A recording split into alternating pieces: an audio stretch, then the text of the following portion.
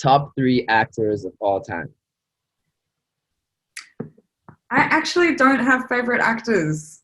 No? I have favorite performances. I have favorite performances, Okay. but I've never had like a favorite actor. I know I was talking about Elizabeth Taylor, but I still like to avoid um, Particular glorifying people. people rather than the characters that they play and perform. I fall in love with characters and performances for sure, but I just can't because I guess as an actor, I know that it's so unpredictable what you're going to do with something, and it could be Absolutely. terrible or it could. Absolutely. So Absolutely. We can shift the question to top three performances yeah. all time. Um, so Phoebe Waller-Bridge in Fleabag. Have you Oh seen my Fleabag? God. That is one of my favorite too. It's one of my favorites. Really? She Absolutely. is. Mm, she is so good. I, So good. I, I'm She's in love with her. I have the biggest crush on her.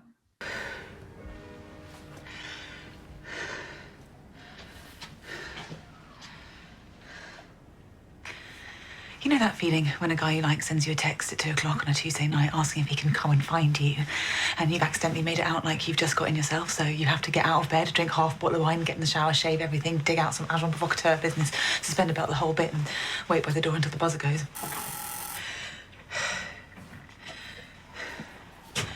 And then you open the door to him like you've almost forgotten he's coming over. Oh, hi. Hey. Have you seen Maniac?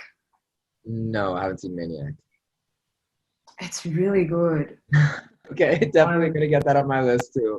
Really, really, really, really good. It's like Fleabag level good. It's really good. Do you know Kirby Howell Baptiste? I do not. I do Yeah, not. she's really underrated. She's in The Good Place and Killing Eve. Oh, And she's not famous. I don't know how she's not famous, but she's in all of these amazing shows. okay. And I think she really shines. So she's always playing smaller roles, but she's always a standout. You know what I mean? So who was she Um, in The Good Place? she's what's his name's girlfriend. You know the guy who can't make decisions. He's always can't make a choice. Is it, It's is it, is it Jason?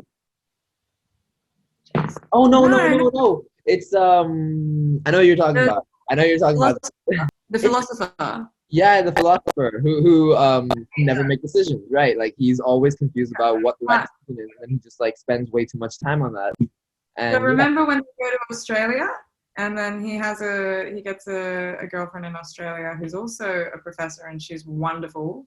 oh my Um, God, I remember at like the research lab place, right? Like, yes, yes, yeah, yeah, yeah, yeah, yeah. So she's also in Killing Eve, the first, I think, first season. She's incredible and so fucking funny and talented and effortless. I'm always looking at people that are effortless, and I feel like they sometimes slip under the radar, but that makes them all that much more interesting. And oh, you know RJ Devon? yeah. Ajay Devgan. Yeah, What do you, no way. Like, is he? Wait. I don't know if we're talking about the same guy. What is yeah, he in Bollywood? yeah. Okay. So he's in Once Upon a Time, and I lived in India for 4 years. Oh, right. Yeah, He's in Once Upon a Time in Hollywood. Have you seen that? yeah, yeah, So when he plays the big mob boss, and he does an insane performance yeah, in the whole film. yeah. Um, and I think it's one of the best acting I've ever seen. I've not. Wow, I thought that was really really good. That was one of my favorite performances. That's always stuck in my mind wow. from childhood. Yeah, he's good, and he's got a really, I don't know, like sinister face when he Hmm. acts. Hmm. Even when he does happy roles, it's just I like people that look sinister and look like a little bit heartbroken all the time. Hmm. I like that. Yeah, so he's I think he's beautiful.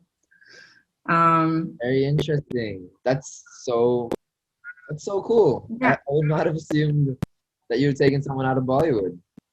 It's so cool. Yeah, of course. Bollywood's got incredible performances. Bollywood really, really shaped my passion for acting because I was 11 to 14, and you know that was like coming, I think, into adolescence. So it was the years within which I changed the most, probably mentally and physically, obviously. So, yeah, I went onto a few film sets when we were living there, and that was the first time I was ever on a film set. Was when I was in India, and we were just visiting film sets. We were watching Deepika and Neil. I can't remember what his last name is, but she was playing a blind ice skater or a blind skater. Right. I think it's Lafange Parinde, maybe. हाँ, but बहुत अच्छा है. बहुत अच्छा है. Very nice. Yeah, it was. It was. Lafange Parinde. It was Lafange Parinde. Yeah. So we knew Neil who was in it. Or, Yeah. Nitin Mukesh. Neil Nitin Mukesh. Right. Exactly. Yeah. So we were at his place, and then he took us to set with him. Well, we were like kids. We were so small. I was so tiny, and she was so tall, and they were both like such big people and so unreal. And I thought, oh, okay, so you can't really be an actor unless you're statuesque and you look like a goddess. That's like the thing I realized was shit. I was so short for my age. And she looked larger than life in person. She's just so beautiful and so unreal. She's such a beautiful woman. It's crazy. She is. She's one of the biggest, most successful actresses in Bollywood, even until today. Yeah. Yeah. Yeah. She was punching out so many movies. It was insane. Yeah. Like every week, I don't know how they did it because it would be so exhausting because lines, and then Bollywood movies weren't emotionally what's the word? They weren't emotionally void. They were really, really emotionally intense. Like you had to get really upset or cry and then laugh, and like the happiness was really happy and the sadness was really, really sad. And Right. And then on top of that, a lot of the time you have to also dance. And like, how do you do all of that in like 10 times a month? You know, so many projects. So many dances. There are so many dances that they have to learn to perfection, and with so much energy, it's ridiculous.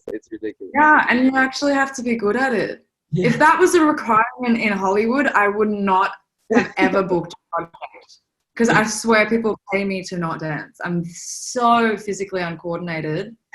It's insane.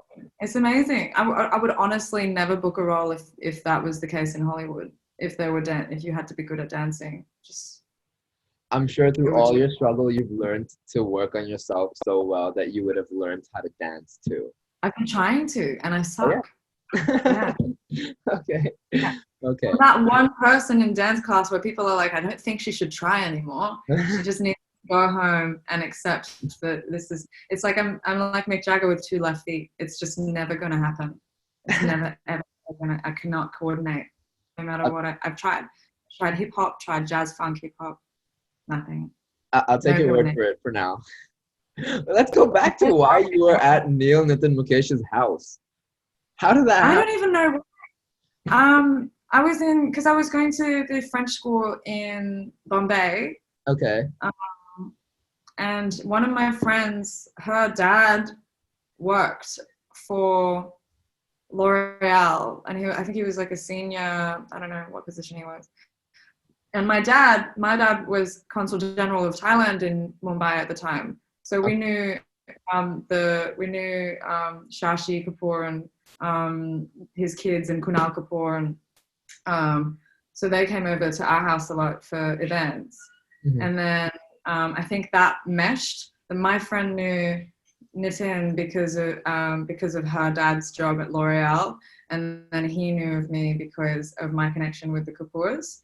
I was at his house. It was awesome. He was really nice. That's very cool. He's really fair. Yeah. Really, really, really. And he's got beautiful. like blue eyes, and yeah, he's a beautiful guy. So I think has to be Phoebe Waller-Bridge, RJ, and either Mahershala Ali in Green Book and Moonlight, or who else have I said? Have I said The Good Place. Kobe Howell-Baptiste. Yeah. Yeah. Or Michaela Cole. Oh God, there's so many really good performances. There's so many good performances, but they've all shaped me. That's so cool. Like, I'm glad I asked that question because that led us down the conversation of your time and your influence from Bollywood. And yeah, since my show is going to be premiered on the Brown Rappers Network, which is targeted towards Asians and the South Asian community in particular, I'm sure they're going to be so fascinated about your journey and your influence from there. That's super cool. Oh my gosh, I don't even know. I think that anyone that would have been exposed to that would have definitely taken that away with them. You know, you're oversaturated with art because film is such a massive industry though that they're always punching things out. And there were so many incredible performances that I watched there, like Fashion with Priyanka Chopra before she went to Hollywood. That was one of her best performances, I think, when she did Fashion. Oh yeah. That was oof. And I don't think they had dancing or singing in that one. Or maybe they did at the end when she died. They did either, but I think they did at the end when what's her name died. Kangana Ranaut.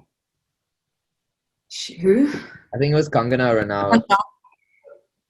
Right? Oh yeah, Ranaut. She's so beautiful. She's gorgeous and she's such a good actress. Oh my God.